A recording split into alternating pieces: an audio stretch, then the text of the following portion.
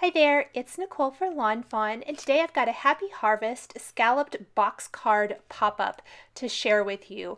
The pop-up card dies are fantastic for creating a dimensional style card that's interactive. And with fall coming right around the corner, I thought it would be fun to share an idea of how to create this fall scene with the pop-up card box. Now I've stamped a bunch of different elements here on some Nina Smooth White cardstock, and I'm going to show you how I stamped the solid images. The corn stalks are stamped with a combination of either butter or sunflower Lawn Fawn inks. And then the solid leaves are from the Jump for Joy stamp set. And I'm going to stamp the outlines for these using a black ink, and then fill that in with the solid leaf images using either the sunflower, carrot, or lobster inks. All of the colors that would be great for some fall leaves. So instead of coloring these in with Copic markers, I'm filling the solid images in with ink instead. And that kind of cuts down a little bit on the coloring time, plus it's so super easy to do. So that is how I created all of the leaves for my card here. I did create multiples of these because I thought the more I had, the better I could fill in all of the little areas on the scalloped box card pop-up. I will also take some greetings while I have my cardstock out here and stamp the So Thankful from the Jump for Joy stamp set using carrot ink. I'm using the Misty, so anything that needs to be stamped twice, which a lot of the solid images I like to stamp twice for really good coverage. And then I'm going to take a smaller phrase from the Jump for Joy stamp set and stamp that right underneath with the Walnut ink. So the greeting will read, "So thankful that we're friends." And this is going to be the sentiment that is on kind of quote unquote the inside of the card. For this card, anything that's going to be on the outside I will show at the end because it pops up so that what is kind of on the outside isn't going to be as visible once you pop up the card and display it if you're the recipient. Now, taking one of these stitched rectangles from the scalloped box card pop-up, I'm going to die cut the greeting into the shape of a rectangle. This fits on that front flap of the scalloped box card pop-up. And I'm going to die cut all of the different elements, whether they're from Happy Harvest or Jump for Joy. I love mixing and matching all of the Lawn Fawn elements to create a truly customized style card. Now on my work surface, you might notice I already have the scalloped box card pop-up panels die cut from some of the Perfectly Plaid fall pattern paper. This is last year's release pattern paper. This is a great brown plaid, plus all of these little inserts, and I have a picket fence trimmed or die cut from smooth white cardstock. This is from the picket fence die and will be on one of the layers. I like to assemble my box flat, so I have adhered my two panels together, but only on one tab. And I want to leave that back panel that's going to be on the back. I don't want to fold it on the score line. So while all the rest of the panels you can see are flopping around a little bit, that's because I went ahead and folded those, but the one that will be the back of the card, I want to leave without folding it because it'll hold its shape so much better. Now, an easy way to add the inserts, and you can add as many of these as you want to for as many layers as you want to add to your scalloped box card pop-up. I'm going to add 4. And I'm only adhering one side, and I'm going to show you why.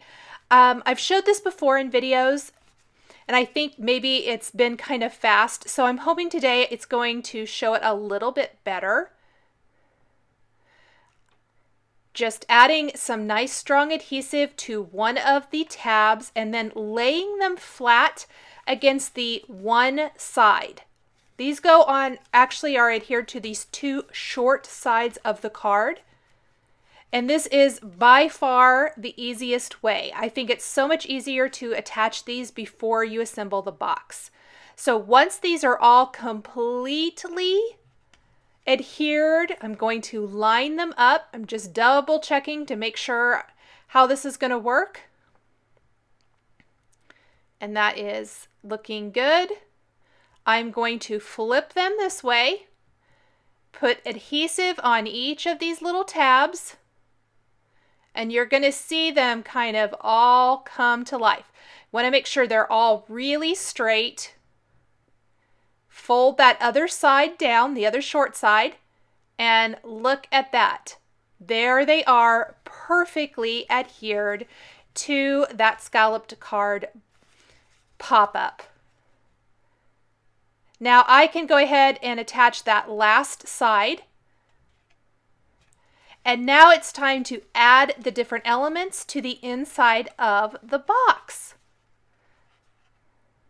I think this is a project that, for me, always looked super intimidating, and this die collection has made this a very realistic project. Having the dies right there and not having to try to figure out the scale and trimming them down myself has made this so easy. I did go ahead and attach my little greeting there to that front panel. I am going to trim down my picket fence to fit one of the layers. I like to think of the scalloped box card pop-up as different layers that I would create on a flat, traditional style A2 card. So my corn or field would be in the back. The little fence with the scarecrow would be next. Then I'll have some sort of grass and sunflowers, and finally the wagon with the pumpkins. Those are the 4 layers here. So that picket fence I will go ahead and attach to the 3rd tab.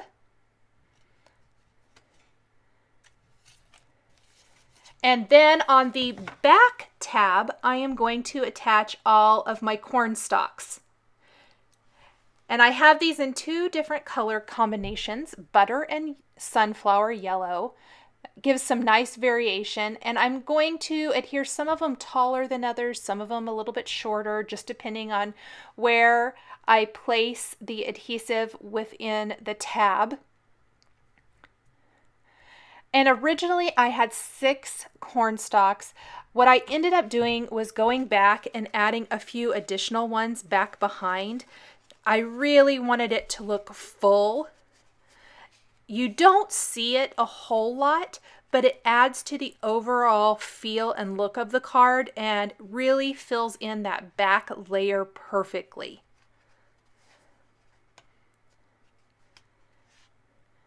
These are all attached with some Zotz Bling glue dots, so there's kind of what it looked like. And of course, like I said, I did fill it in with a few additional ones as I got to building the rest of the scene. A couple of the leaves I'm going to attach to that front panel with the greeting.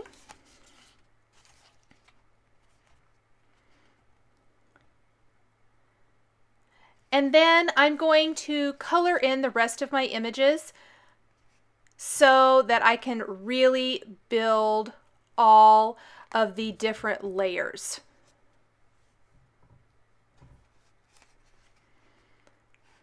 It'll be easier once I have everything laying out.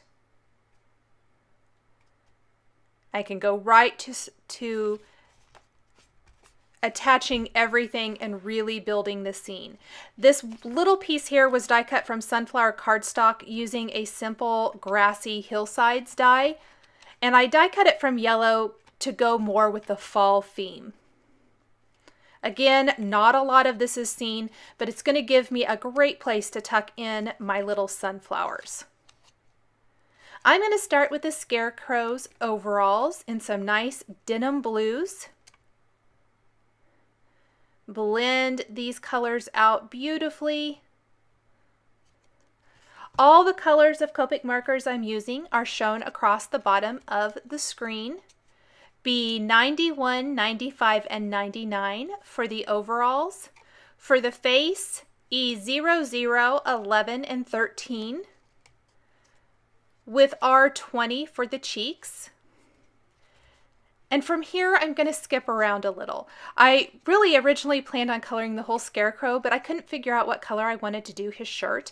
Oh, I guess the little stake he's attached to is E55 and E57.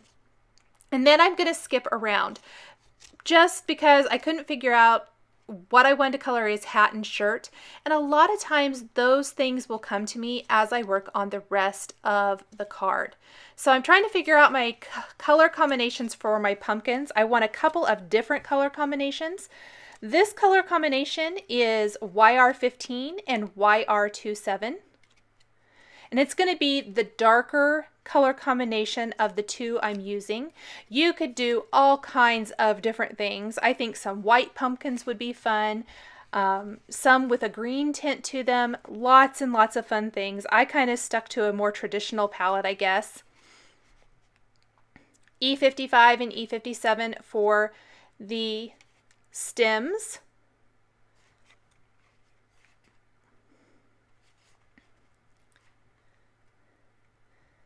Blend that out a little more. Add some nice shadowing. And then go ahead and color another couple pumpkins with this same color combination before I move on to the lighter or brighter color combination for the other two pumpkins. And I think it ends up being maybe 3. I do stamp 2 more of the individual pumpkins, that large and small individual pumpkin, to put on one of the sides of the scalloped card box pop-up. This color combination is Y13, YR02, and YR04. That yellow gives a nice little highlight area.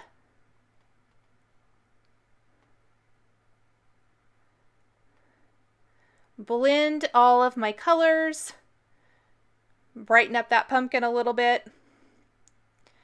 And it's just enough different that it adds some interest to the design. And then I'll move back to the YR15 and YR27 for the final pumpkin.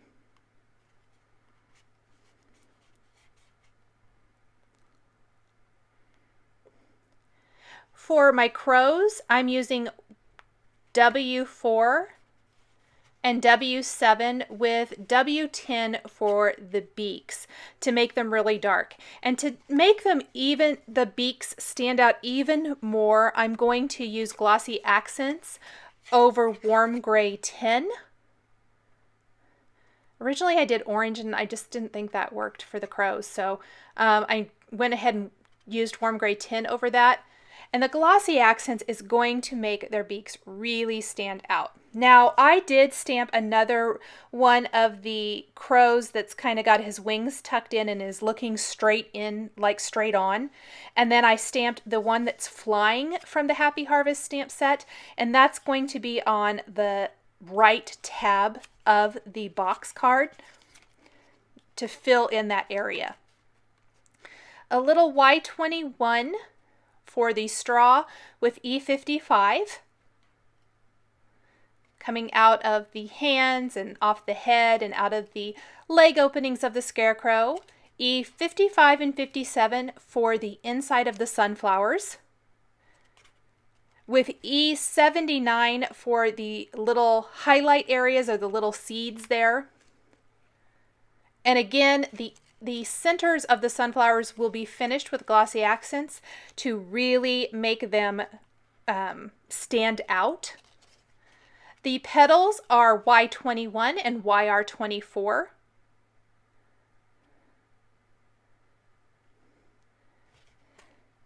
And I did the large and the small sunflower here, but I ended up adding one additional small sunflower, so there's 3 on that second layer of the card. A little red wagon is R24, R46, and R39 with some warm grays, the same warm grays I used for the crows, for parts of the wheels and for the handle. It's a little bit bigger area, so the 3 colors really help with shading. That R39 gives it some nice depth and dimension.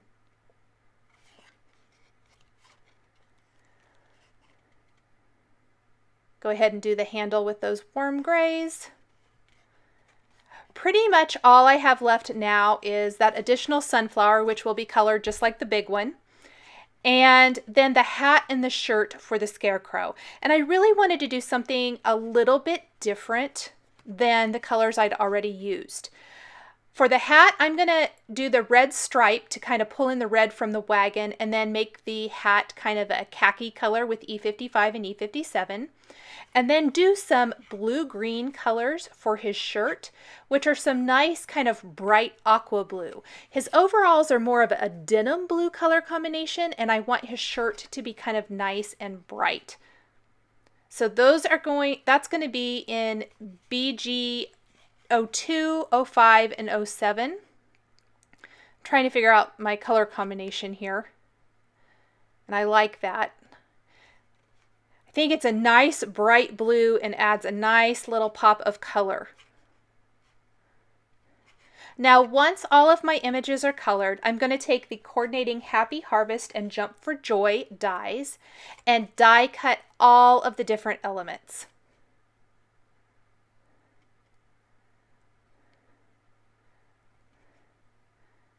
Then I can start attaching them to the different layers. And the scarecrow is one of the biggest ones, and so I'm going to tuck him in front of the fence on the fence layer. And then the wagon is also big, so I want to attach that on the front layer and tuck the pumpkins and leaves around it. Something to note, you want to keep your elements within the confines of the box when it's folded flat because it's going to fit an A2 sized card that way. For my card, I did not realize it until I had it laid flat, that my scarecrow sticks up a little high. And I did think about trying to move him down and fix that a little bit, but I thought I would lose some of the dimension. So this card is going to have to probably go in a bigger envelope than a standard A2 sized. Maybe even a padded envelope so nothing gets damaged because it does have lots of layers. But I just wanted to note that if you want it to go in a standard A2 sized envelope, to make sure you keep all of your elements no higher than the top of the card when it's folded flat. For the 2 sides, I've die cut additional little rectangles and squares, and I'm stamping or adhering some of the elements to those and adhering those to the sides. For the front panel, I did use the Push Here stamp set for the look inside. This is what it looks like when you get it when it's laying flat, plus some corn stalks and a crow and a greeting. And then this is what it looks like when you pop it out and open. So it comes to you flat like this. You can see the scarecrow sticking up like I was talking about, but this is what it looks like when it's nice and flat and you open it up out of the envelope. And then it simply pops up and you can lay those flaps down and you have a cute little card that is super easy to display and is a fun fall decoration. Thanks for joining me today for this Happy Harvest scalloped box card pop-up. The supplies I used to create this project are listed and linked below the video here on YouTube. Here are a couple more projects featuring Lawn Fawn stamps and dies used to create interactive cards that you might be interested in. Thanks for watching, and we'll catch you next time.